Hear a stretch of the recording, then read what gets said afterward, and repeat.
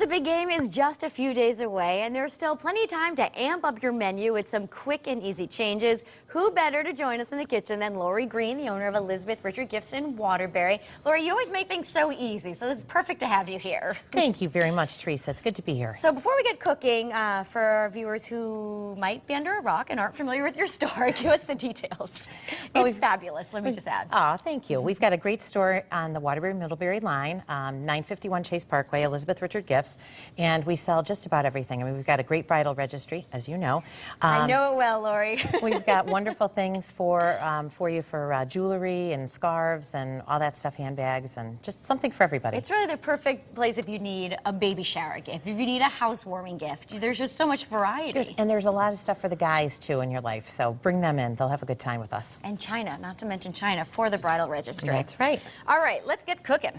Well, today we are talking about the big game day, and that's coming up this weekend. And so, you know, instead of putting out just chicken wings and nachos, Doritos. Let's do something a little bit more special, if you will. And it doesn't take a lot of effort. Some of the different things that we can do today, we're going to make a chili, and I've already started the beef browning. But some of the other things that we can talk about while we're letting this brown up is we can talk about for instance, stuffed breads. We've got some great stuffed breads that are going to be on the menu at the greenhouse this weekend. You can take all of your fixings from your buffalo chicken wings, including your blue cheese dressing, and you could roll it into a piece of dough, and you have a great buffalo stuffed bread there.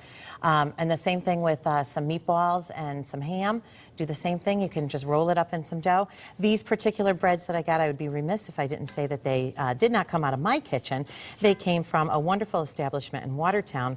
And but that's another good point, though, Teresa. You don't have to do everything yourself. Who says? Break, right? That's right. You want to enjoy the day I'm a big too, fan right? of that. So we'll let this meat brown up. We're using two different kinds of meat here, Teresa. We're using a little bit of chopped sirloin. Those are the bigger chunks. And then we also have a little bit of coarse ground beef. It's not the regular ground beef that you would buy for hamburgers, say. If you go into a butcher shop, you can ask them to coarse grind your hamburger. Okay. It's a little meatier, a little more substantial, and I like to do that for my chili. Once our meat has browned, we're going to take about 4 onions, which gave us just about 4 cups, and we're going to add those onions to our pan. Whoops. A little snafu there. We're going to let those onions soften along with our meat. And I've got some chopped peppers as well. Are those hot? These are hot. They are jalapeno peppers. Okay. There's only 4 of them here. I seeded them, Teresa. So the seeds and the ribs are what makes it very, very hot. So we took that out. So now we're just going to give it some flavor. Okay. I hate going to people's houses when they've got these chilies that they make, and you can't even eat them because they're so spicy. That's not enjoyable. You know, I love spicy food just as much as the next person, but I want to be able to enjoy all the different flavors that are in something. I also have a couple of garlic cloves that I've chopped up. You know, I use, sometimes I'll use my knife. You know, I've been on here before and I've talked about my handy dandy knives at the store. And I love my knives, but I also have discovered this great little... What is that? How fun. This is a little chopper, and it's better than taking out my entire food processor. I can put my onions, my peppers, and everything in here and close the lid. And then I could just pull it just like a lawnmower. My kids were marveling at that. And it will chop everything up for you. So another time-saving method here. So we're going to let this cook for about 5 or 7 minutes. We're going to let everything get nice and soft in this. And then we're going to add a can of fire-roasted tomatoes. I like the fire-roasted tomatoes, Teresa, because it gives it, again, another layer of flavor. Those tomatoes are organic. They've been roasted, and they've already got some nice seasonings to them, so it's just going to add to our chili. So if you want to hand me that can. Want me to put that in? Sure. All right. All right. We're also going to add about 1/2 cup of chicken broth. And again, if you don't have homemade chicken broth, you can just use canned. It's okay. Anything goes in my kitchen at home. Some of the other neat things that you can do for the Super Bowl. Yeah, give us some ideas.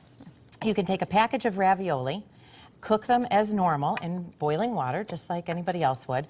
But once you've drained them, Teresa, take a little fry pan with a little bit of olive oil and put the ravioli into it. Just, you don't have to bread it or anything. Just crisp it up on either side, put them out on a plate with a fork, and then serve a variety of sauces. Maybe a nice spicy Fra Diavolo sauce, a regular marinara, or even a cream sauce.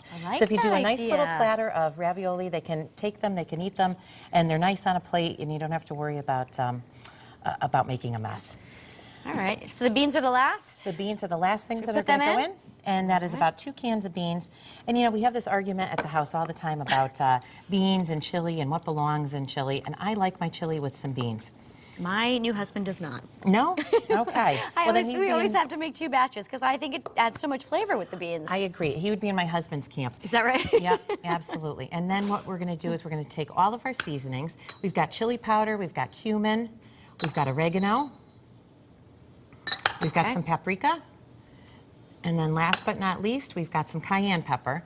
And we're just going to give that a quick little stir, Okay. And that's all going to go in there? and we're going to add it in. Okay.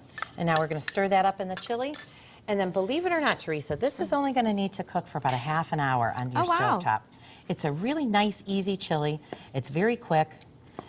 It'll taste better the next day, but it tastes just fine the first day And it's as pretty well. simple. No crazy ingredients. You probably have everything. You should have all of these things in your well-stocked pantry. All right. And of course, we're using our favorite kitchen tool around the Elizabeth Richards store, our Le Creuset Dutch oven. This pan, and I do believe you've gotten one I of do these have as one, a wedding gift. actually. Yes, You thanks can to do the so perks. much with it. And chili, soups, no matter what you have on your menu, this pan will do the trick for And you just leave it right on the stovetop and forget That's about all it? you do. I'm going to put the cover on it, and that's about Okay. it. Well, we're going to dig into this at the end of the show, Lori. Thank you Sounds good. so much for being here. We'll have the recipe over on WTNH.com. And if you'd like to check out Elizabeth Richard Gifts, you can log on to their website, elizabethrichardgifts.com, or visit them on Chase Parkway in Waterbury, right off exit 17. You could also find them on Facebook, Twitter, and Instagram. Lori, always so fun to have you here. Who are you rooting for? Nobody. Good. Nobody in particular. We'll eat chili instead. That's right. Okay. Still to come, variety artist Brian Miller performs on Stage 8. That's when Connecticut Style returns.